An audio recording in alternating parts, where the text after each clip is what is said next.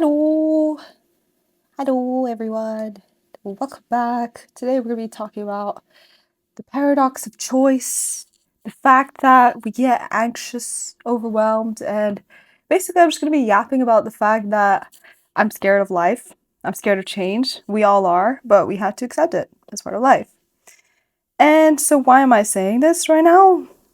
Well, life is going really good right now. I have a lot of friends. I'm almost finished my studies, almost going to get a job. I have a boyfriend. I'm just really happy with my life right now. But I know that, good times don't really last. They don't really last. So I have to prepare for the worst. And even though I'm enjoying it right now, like, don't get me wrong, I'm freaking enjoying the hell out of it, like hanging out and stuff. But I know at some point in the future, I will yet again stumble into a low point in life. I will fall, collapse, have a mental breakdown. Who knows if anything is gonna last right now, but I really want to talk about this, like this fear of change, and I kind of want to confront it because it's kind of inevitable for basically everyone. So I want to start with Kierkegaard, who was a famous philosopher, and in his 1844 work, The Concept of Anxiety, or The Concept of Dread, he described anxiety as the dizziness of freedom. Anxiety isn't about stress or worry. It's actually about the fact that we're so overwhelmed with the choices and decisions and the freedoms that we have in life, the freedoms of what we choose to do every single day. And it's really tough that, we don't really have any direction with it. We don't have any um knowledge. It's like, we're all living for the first time. Like, hello, we just got dropped into the world and now we're supposed to like completely map out and organize our life in the face of infinite amounts of possibilities. How does a person do that and stay sane? Especially considering the fact that some choices can be bad, some choices can be good. And also, you need a lot of discipline to make good choices, you know? And we also have a lot of distractions and things that are kind of steering us away from making good choices. I relate to this a lot because I'm a sucker for binge watching series, playing games. For real, it's not good. And so to have discipline is to have more control of your choices. The fact that we get anxious from our choices and anxious from our decisions, which is really what the state of mind that I'm in right now, because I have a lot to do. And we have such a limited time in our day and such a limited mental capacity that we can only think about so many things at once, Especially if I'm gonna soon like get a job, hopefully in the future, I'm going to mostly be concerned with my work rather than thinking of other things that are potentially important. And another philosopher, Emerson, basically argued for transcendentalism. So what is that? It's when you try to promote individualism, your personal spiritual experience, and a deep respect for nature into your life. Transcendentalists say you should be more individualistic. You should not just be a thoughtless cog in some kind of machine. The corporate world is literally just that. And that's how we can get more freedom. Because otherwise, we're going to feel unaccomplished. Like, I'm very scared of this fact. I think about it all the time. I'm like, oh my God, I'm going to enter the workforce, and then what?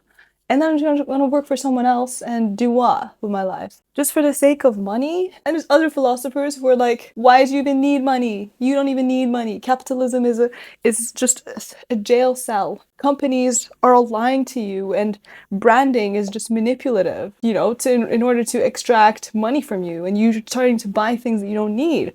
Like all of these stupid luxury brands like freaking Rolex. I watched a video by Sabri Subi. Oh my God, it was good.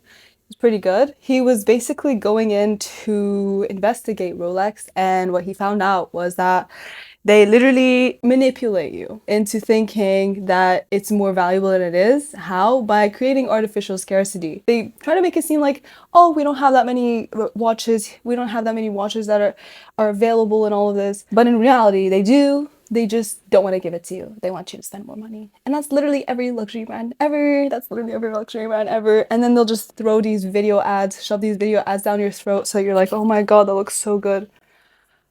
But I digress. This isn't about that. The point is, capitalism is a jail cell, and I really don't want to lose myself when I enter the workforce. That leads me back to the importance of individualism, the importance of, despite all of that, keeping some kind of like individualistic identity and not just succumbing to the societal expectations of whatever the frick. These are the anxieties of choice that I will inevitably face in my lifetime.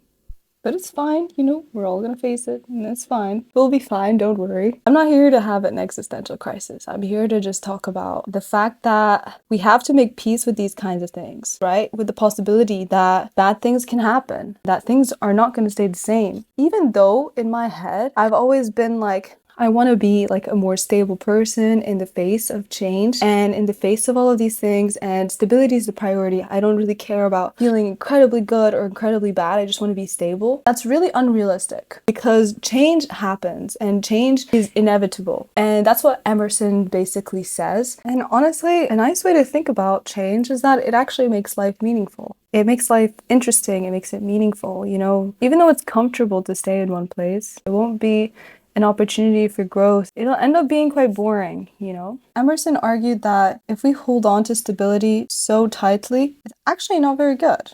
But yeah, that concludes my basically yap/rant session about this topic. But I'm curious, what do you guys think? Are you guys comfortable with change yet or not? Let me know in the comments. And thank you for watching and listening, my lovelies. Subscribe if you want to see more of this content. I love you. Bye bye.